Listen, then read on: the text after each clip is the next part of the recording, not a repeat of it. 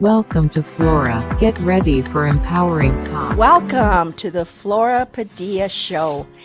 I hope I can empower you with the topic that I have today, and it's codependency. And we know that the whole world is codependent. But I hope I can give you some literature on this or some information on it, because I can say that I was one of the biggest codependent concerning my marriage, and that's where I had to disconnect. And I'll tell you where I'm at now, and I'll tell you the things that codependent symptoms are, because we have a lot of symptoms, and the symptoms of codependency. But anyway, I want to remind you of my books, and I thank Pat Martinez. He came through. He still has, I haven't given him the books, but he did say he wanted the second time, so we're going to make arrangements. And also, Nikki, you need to pick up your book. So God bless you for buying the book, and all the other ones, Mark, John, Charles, Luis, Leonard, all of you that have purchased the book, I thank you so much, because it is helping me. Anyway, today we're going to talk about probably one of my favorite topic, because I was an extreme codependent. And codependency is characterized by a person belonging to a dysfunctional, one-sided relationship where one person relies on the other for meeting nearly all their emotions and self-esteem needs. And you would think, well, not you, Flora, because you're real independent and self-sufficient. But when I married my husband, I became a codependent. I was sharing this morning that what my husband was attracted to. He used to tell me, the reason I was attracted to you was because you were very carefree. You did everything, and you were happy. You were joyful. You had a good job, you enjoyed everything. And he said when he met me, that's what he was attracted to. And for some reason, after I married him, I lost all that, because I became a codependent. And it's a horrible thing to say, but I did. It also describes a relationship that enables another person to maintain their irresponsible, addictive, or unachieving behavior. So my husband needed a lot of help, so here I was, ready to help him. Do you spend all your energy in meeting your partner's needs? Yes, I did. I was busy trying to help him and fix him and how to make him a better person and all that stuff. Do you feel trapped in your relationship? After a while, I felt trapped. I said, how did I get into this, and how do I get out? Are you the one that is constantly making sacrifice in your relationship? Yes, I was the one that was constantly sacrificing so that our relationship would work. Then you may be a codependent relationship, which it was. There was no denying that it was. Let me give you 10 signs of codependency. Feeling responsible for solving other problems. See, I thought, well, I'll send him to the best hospital for addiction, for drugs, for alcohol. My insurance will pay for everything. Plus, he was a veteran, but it didn't seem like they were helping him. So I thought, well, I'll probably have to help him. So that's what I did. The codependent feels the need to solve another's problems. And that's what I was doing, trying to help him solve his problems. The codependent believes that their help is needed. And it was needed, but I didn't have to do it. I could have left the professional people do it. They feel that the person in need cannot manage to make the right decision or take the right action to solve his or her own problem. See, my husband was very intelligent. I'm telling you, he could name every medication, and I mean, there were big old words, and that's what attracted me to him, that he was so smart and so intelligent. I say, man, this man is really an intelligent man. And he was. But the thing is, he didn't know how to make right decisions. which made him irresponsible, and it made me responsible. The second thing is offering advice to others, whether it is asked for or not. I was always trying to give them advice, trying to take them to the right church, trying to get somebody to counsel them. I ran around trying to get all the help that I could afterwards. The codependent jumps at the opportunity to provide much needed advice. The codependent offers an endless stream of good advice regardless of whether the advice has been asked for or not. So we have to remember that. If they're not asking for advice, even if it's your husband, even if it's your son, even if it's your brother, even if it's your dad, don't give them advice. That's the worst thing to do because they're not going to listen anyway. Expecting others to do what the codependent says. In other words, well, it's good advice. He should take it. He should do it. When advice has been given, the codependent expects the advice to be followed. That's what we would do if somebody gave us advice. We would follow it. But they can't because they're addicted to drugs, addicted to alcohol. All those things are in the way. And you say, well, how did you manage? The Lord. I always give the credit to God. Codependents often do not understand boundaries. They do not understand that. The codependent feels used and unappreciated. Boy, did I feel all those things. Oh, boy, did I feel them. The codependent will expend enormous amounts of energy to take charge of another's life. I used to use all my energy, all my income, everything that I could imagine, just so that he could get well. This is all under the guise of sincerely wanting to help. All I wanted to do was help him. So when the help or advice is ignored or rejected, the codependent feels angry, abused, and unappreciated. Because, you're going out of your way, you're trying to help them, but I'm telling you, these are all symptoms. The fifth one is trying to please people so others will like or love the codependent. Codependent will go out of their way to please another person. I didn't have much of that codependent because I don't think I've ever been in that condition to try to please other people. Being kind to people and helping people, yes, because that's how I became a pastor, because I had that love like the great shepherd has for us. The little shepherds have love for the sheep. They hope to receive love and approval or be accepted and liked. Okay, the only one I wanted to receive love was from my husband. The only one I wanted was approval from my husband and to be accepted. Of course, he never approved. He was always discontented. In other words, nothing made him happy because he was very unhappy. If the approval is not given, the codependent will feel victimized. That's how you feel. Now, number 6, take everything personally. Okay, that's one of the ones that I will really, really try to help you with. I used to have a pastor's wife who tell me, Flora, don't take things personal.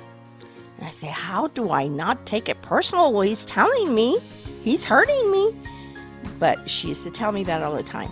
And there was another lady who would tell me, think of, just let it go over. But it wasn't easy, let me tell you. Because there are little to no boundaries, any remark or comment or action is a reflection back upon the codependent. This makes the need to feel in control. So we kind of take control because we're the responsible ones and they're the irresponsible ones. And so instead of helping them, we're enabling them. And that's what I see with Biden, Joe Biden. I see that his son has had a lot of problems with drugs.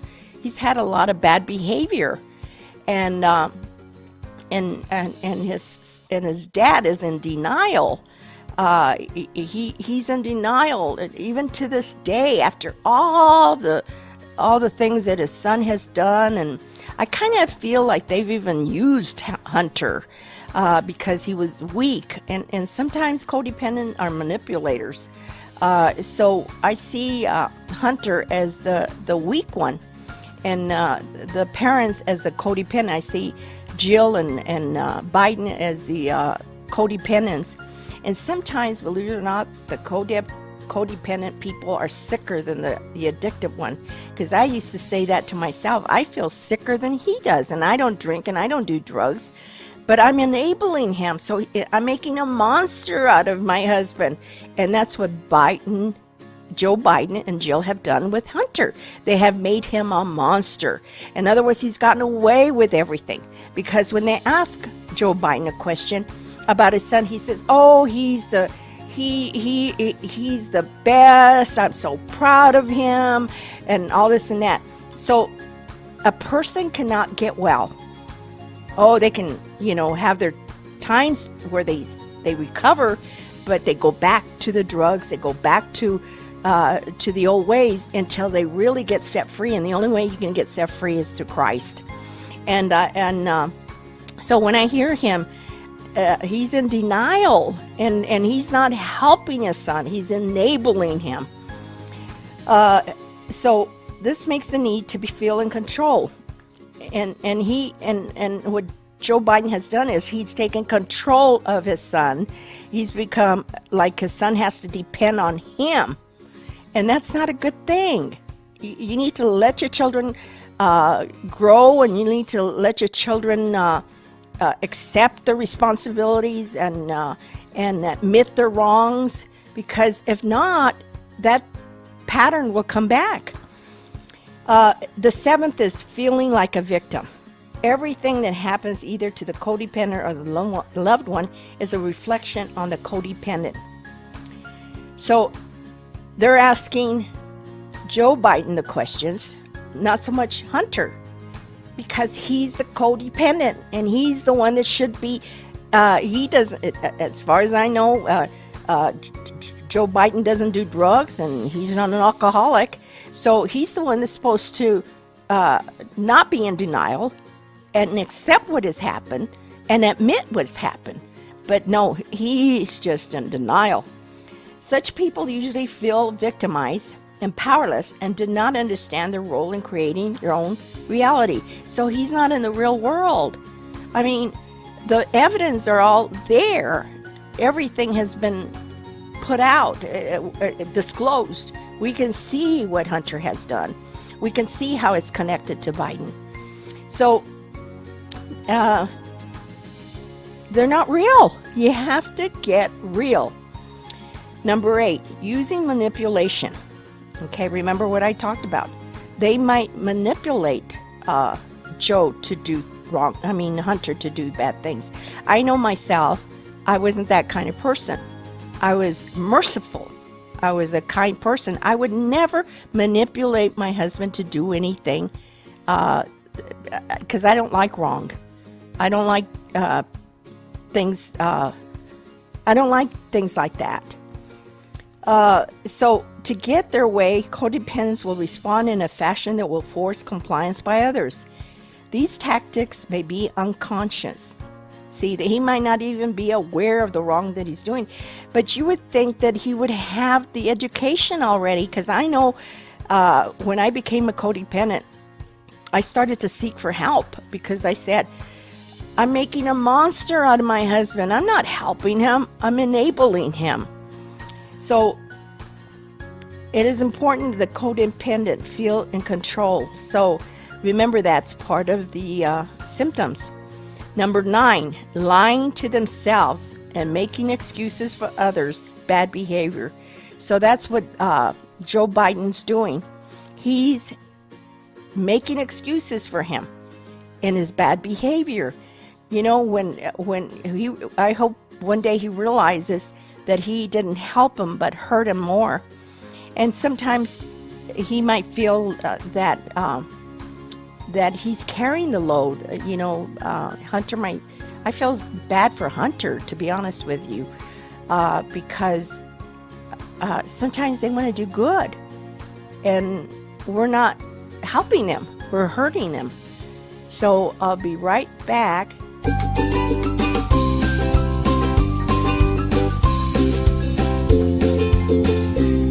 Welcome back to the Flora Padilla Show. I hope I'm empowering you with the topic of codependency, because I'm telling you, I think there's a lot of codependent people that do more harm than good. And I think if we learn to trust God instead of trusting each other, trust God.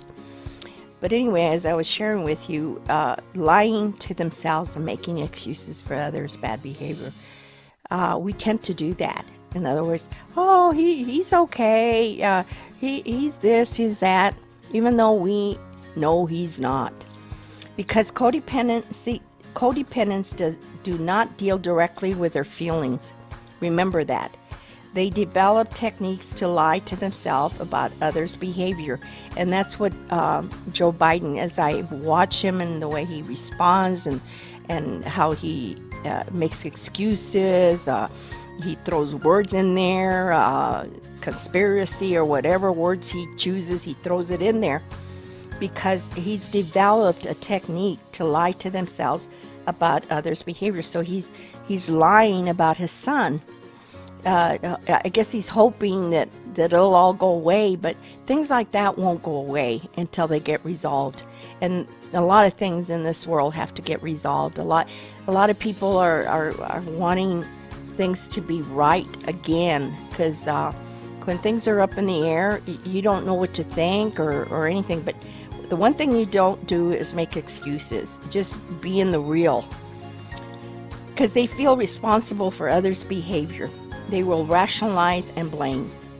So that's what he does. He rationalizes what they're asking him, and he's blaming. And those are the things that's how you hurt a person, is by blaming others instead of you accepting that you're doing wrong. Because I had to come to that realization that I wasn't helping him. I was hurting him, I was hurting myself, I was hurting my children, my family. So I had to come to the reality of what I was doing wrong. And so many parents, they enable their children. Instead of helping them, they enable them.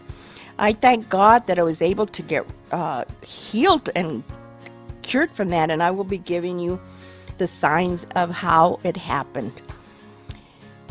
Blame themselves for another person's behavior, seeking to maintain control.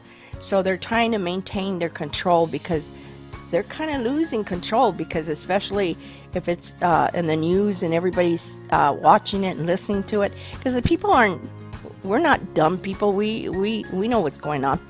So number 10, fearing rejection and being unlovable. The codependent fears that if he or she is not successful at everything, or indeed expresses his or her feelings or needs, they will be rejected. And remember, I talked about that when I wrote my book here, Mending Broken Hearts. And if you ever want to buy it, you can buy it at Amazon. But anyway, when I was writing my book, I couldn't figure why I had the feelings that I had, and I just didn't like them. They were ugly. So when I was writing my book, I found out that I had the spirit of rejection in me. So once I found out, guess what? I got rid of it, because I said, I'm not going to live in fear of being rejected. Now I don't care. And I've told you that many times. In a codependent ways of thinking, he or she will be unlovable. A codependent does not trust others easily or shares openly, because he or she will be exposed. They don't want to be exposed. Okay, now I'm going to ask you, before I go into the signs of codependency, where I've recovered from all that, I'm going to ask you 10 questions, and if you answer more than 4 of them, then you're a codependent. Okay, do you avoid confrontation? I don't, because I'm healed. Do you neglect your needs to attend to another is first? Sometimes I still struggle with that one, but I've come a long ways. Do you accept verbal or physical abuse by others? No way. Do you take responsibility for the actions of others? No way. Do you feel ashamed? Do you feel shame when others make mistakes? No. Do you do more than your share at work, at home, or in your organization? Not anymore. Do you ask for help? I do ask for help now. Do you need others' validation to feel good about yourself? But the help, and when I'm talking about help, it's an emergency. I'm not no codependent to nobody. Do you need others' validation to feel good about yourself? No way. Do you think everyone's feelings are more important than your own? Probably I've conquered that too. Do you suffer from low self-esteem? Absolutely not. Okay, so if you answered 4 or 5, you're probably a codependent. Okay, signs of codependency recover. Okay, these are the signs that you're not a codependent. You validate your feelings and say nice things to yourself. And I do, if my hair looks nice, I say, hey, my hair looks nice. My makeup is on right, I say, hey, my makeup looks nice. You do not rely on other people to make you feel valid and worthy. Not at all. Not at all. You notice what you do right rather than only the things you do wrong or imperfectly. Oh, I've learned in my life that I focus on what I'm doing right because it motivates you to do better. You set realistic expectations for yourself. Not anymore. I used to, because I used to talk real big about my church, and there were unrealistic expectations. You don't expect yourself to be perfect. Not anymore. You celebrate your progress, even baby steps in the right direction.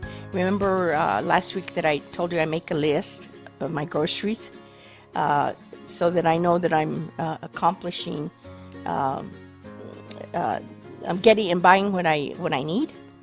And if I do 1 or 2 on my list, I'm happy. But before I had to do all 10 in one day and do them all.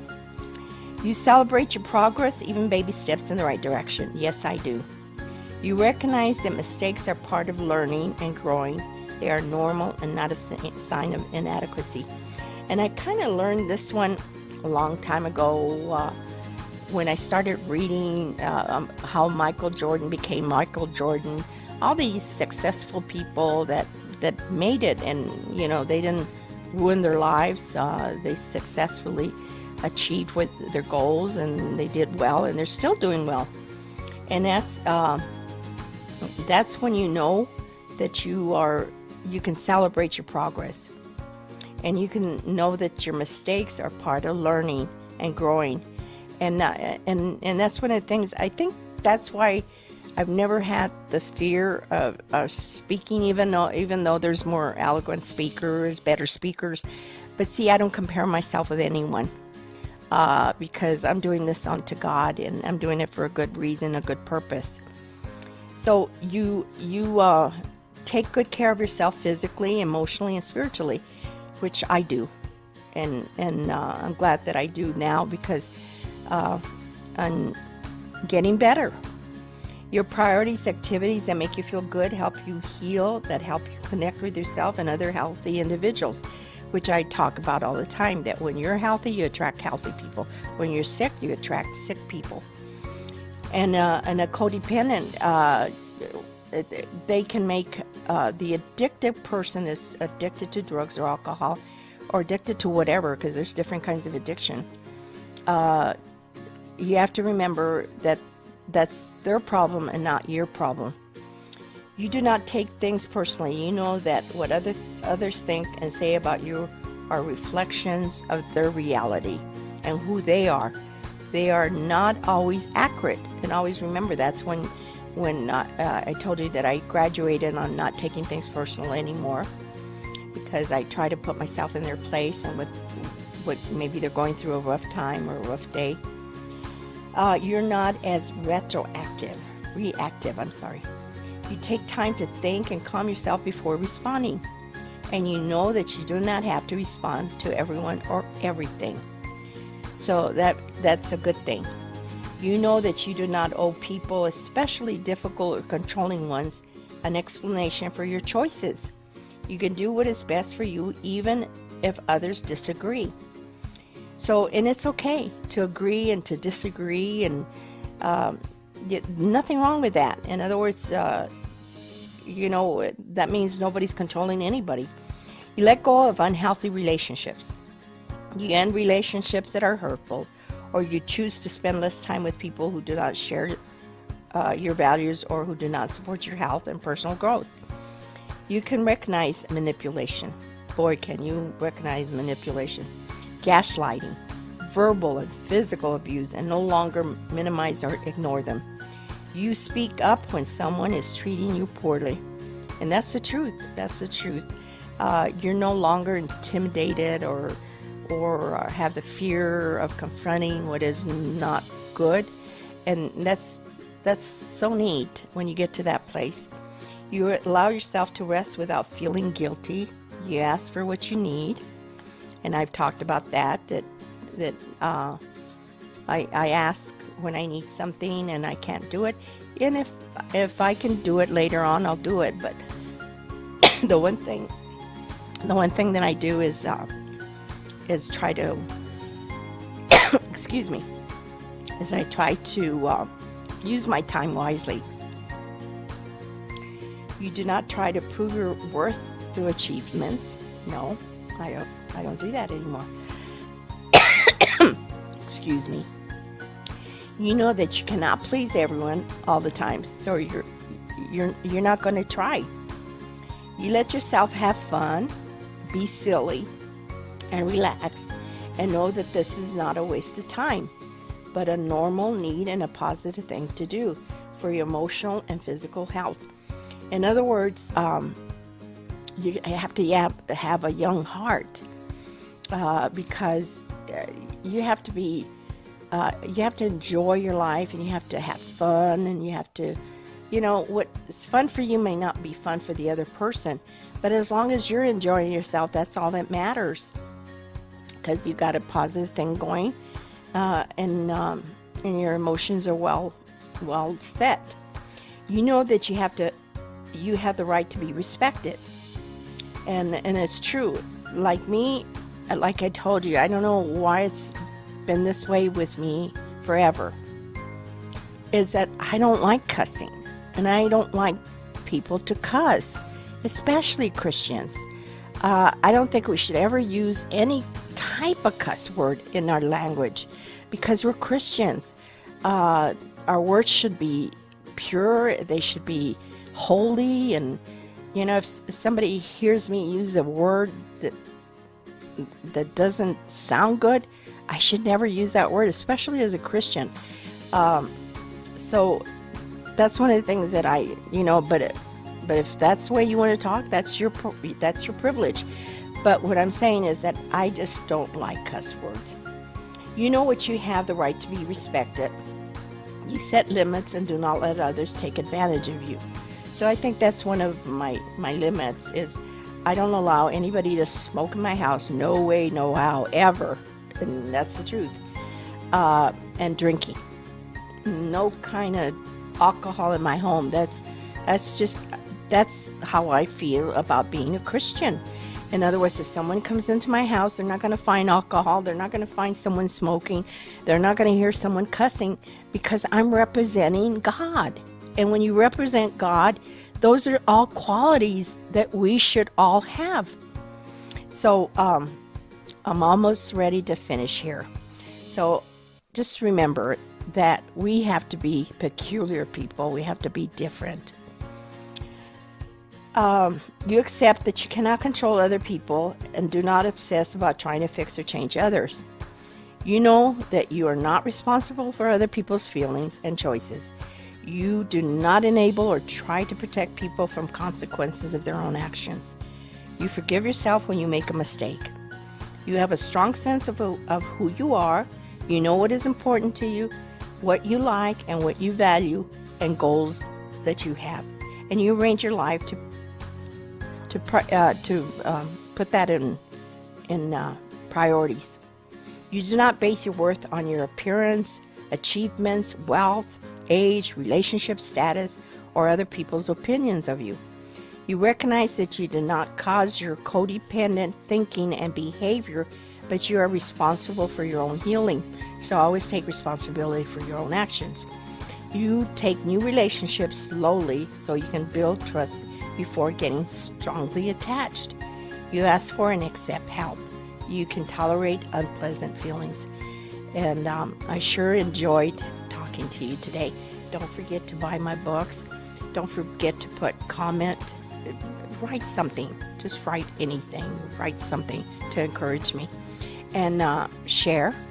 And on YouTube, subscribe. That way it goes directly to your telephone or your email.